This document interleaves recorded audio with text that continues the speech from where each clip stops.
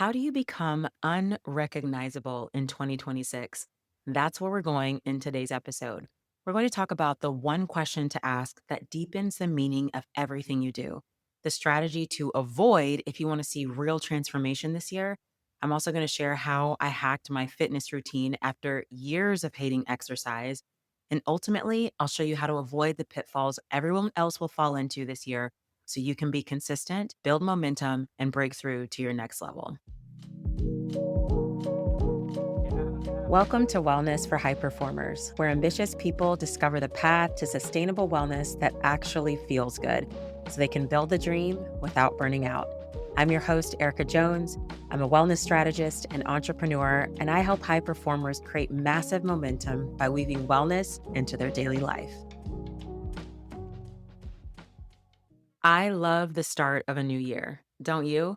Whether 2025 was the year of dreams come true or a year you'd rather forget or somewhere in between, the beauty of January is that everything in front of us is a blank slate brimming with optimism. There's a buzz in the air that anything is possible. It's exciting and it's also inspiring. Today, I want to talk about how to become unrecognizable by this time next year. How do you become one of those people who's always moving up and advancing in every area of your life, not just business? Everyone is in the haze of New Year enthusiasm, but not everyone will finish what they started. How can you be one of those people who finishes? Well, the first thing I would suggest is knowing your why. The author Simon Sinek wrote a book called Start with Why, where he explains why the most inspiring leaders and organizations succeed because they have clarity about why they exist. Now, I'm wading into the waters of philosophy, which wasn't my intention, but here we are. So, what is your why? Why are you here? What is your calling and what are you created for? This question goes beyond your business. Your why touches every aspect of your life. So, here's some examples.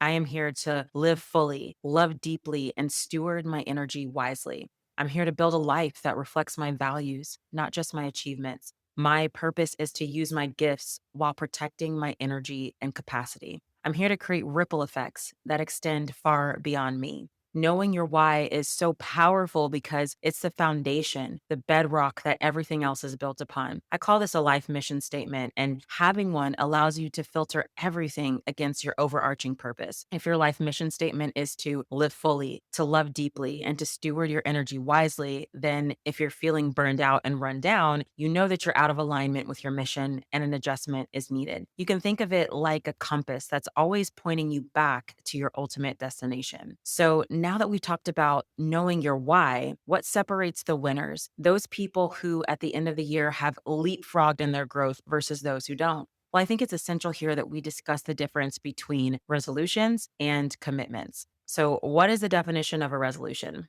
I looked this up because I like words, and Merriam Webster says that a resolution is the act of determining. That's one definition. Another is finding an answer to a solution, a conflict, or a problem. I like that one too. And finally, a firmness of determination. I love these definitions because they are sturdy. There's something you can build on. But if we're honest, resolutions don't really mean what the dictionary says anymore. Rather than acting as a pathway to solve problems, let's say too much weight, too much stress, not enough sleep, resolutions tend to do the opposite. Our culture has bastardized the true meaning of the word, and instead it becomes a wish list created at the start of the year that's quickly abandoned by February. So, why does this happen? It's that buzz in the air that I mentioned at the top of the episode, the feeling of inspiration that anything is possible. Notice I said the word feeling.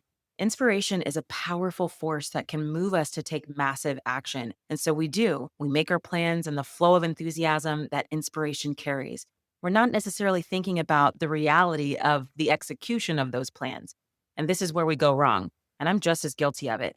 High performers in general are overly confident about what they can achieve in the amount of time that they have. This is why some of us experience so much tension in our day. But back to resolutions, inevitably, most, if not all, result in the following: a one time massive effort fueled by emotion and a desire, but rarely rooted in a workable plan. And as a result, the failure rate is nearly 100%. We know this strategy of transformation doesn't work. Even if you're not calling your proposed 2026 changes resolutions, if they look like a huge effort with no sustainable plan, then it's going to feel harder than it needs to. Commitments, on the other hand, are different.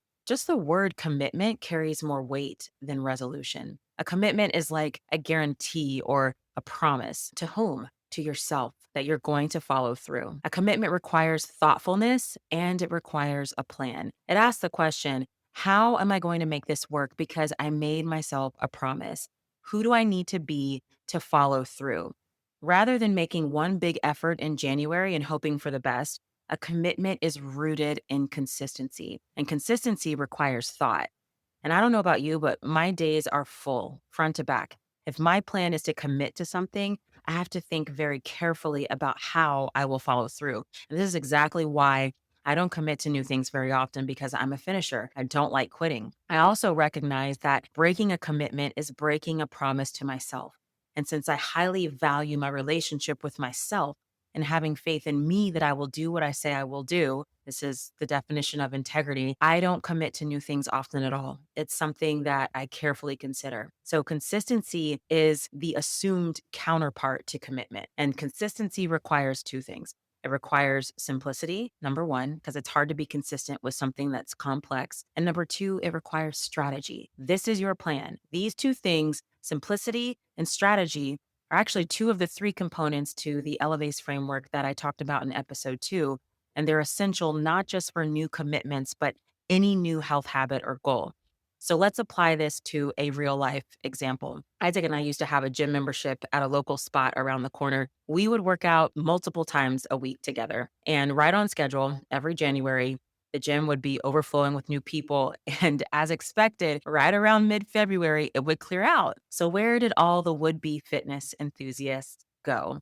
Well, I should know because I was one of them.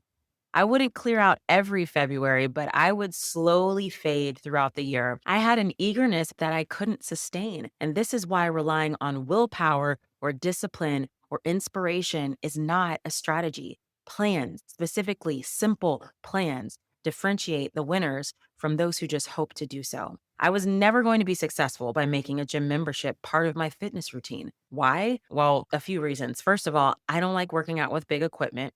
I don't like working out with crowds of people. I don't like getting in my car and driving somewhere to exercise. It's wasted time for me. I also found that I was a lot less likely to go to the gym when Isaac was out of town. And since he travels frequently, I was very inconsistent with my fitness routine. So, this is why slowly throughout the year, I lost my steam. My initial enthusiasm could not overcome my impractical strategy. Now, let's look at the flip side of this because I did eventually overcome my hatred of exercise, but I did it in a way that made sense for me. I first started by taking an inventory of what was not working with the gym membership strategy, and I came up with a few non negotiables. And this is what I decided I needed in my fitness routine. The first one was a home workout. No more driving to the gym. This was more efficient use of my time. Number two was minimal to no equipment. I wanted workouts that used simple dumbbells or kettlebells or body weight. Number three is I needed time efficient training. I needed to be in and out of the workout within 30 minutes. The next thing was a plug and play system. I didn't want to be stressing out about what I was going to do during the workout. I wanted to open an app, turn on a screen, and follow along. The next thing I needed was set time on set days. I needed to block my calendar because if I didn't, the workout would not happen. It would get overrun with meetings or business initiatives or whatever. The other thing I needed was a frictionless transition. So, since we work from home, one of the friction points was transitioning from the workday to the workout. So I would have to go upstairs out of my office, which is in the basement. I would have to go upstairs to the bedroom, to my closet to change into my workout clothes and then go back into the basement to exercise. But as soon as I went upstairs, I would be met with my amazing children and they would be ready to ask me a million questions and to talk about their day, or I'd have the nanny asking me about laundry or schedules for tomorrow, and then I would get sidetracked. So for a time, I would bring my workout clothes into my office. So I would change in the basement, and my workout room is also in the basement. And so I would go transition seamlessly from work to workout and get right into exercising.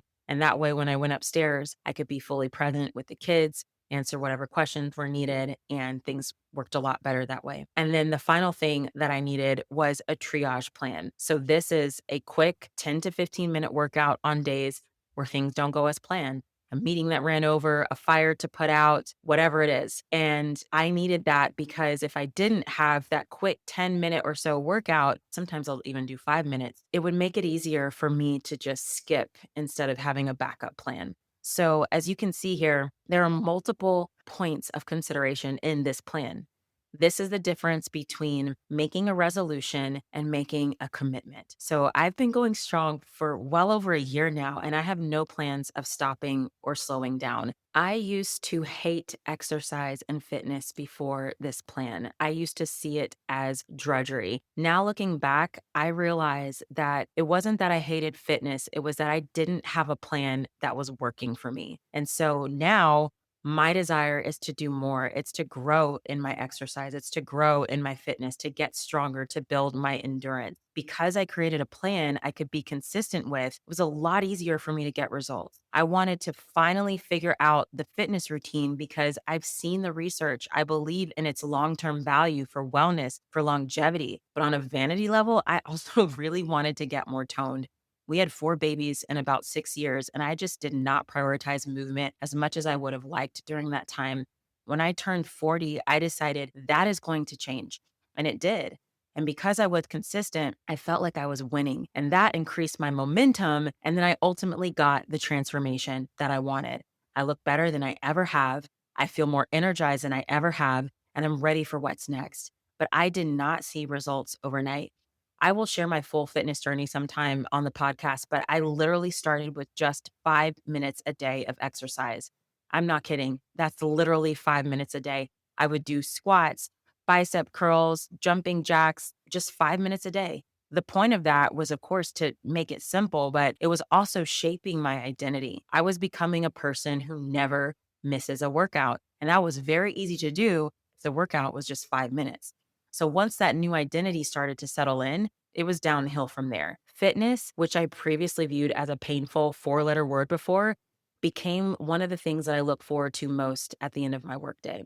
That transformation made me unrecognizable from who I was before. Yes, I got the physical results to go along with it, but more than that was embracing the next better version of me, the person that I am becoming and the person that I'm still growing into.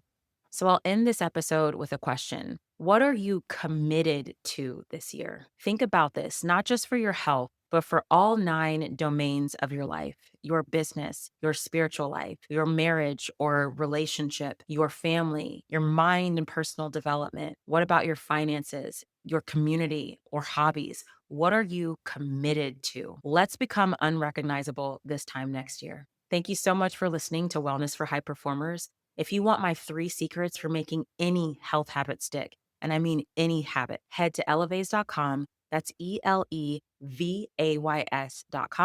and grab my free series on this topic. If this episode helped you, please take a moment to share it with a friend or a colleague, or leave me a review where you listen to podcasts. Stay well, stay sharp, and stay unstoppable. For deeper conversations like this, join me at elevays.com. That's ELEVAYS.com, and get on the list for my weekly newsletter, The Elite Edge. It's where I share insights you won't find anywhere else. I'll see you in the next episode, but until then, make time for what matters.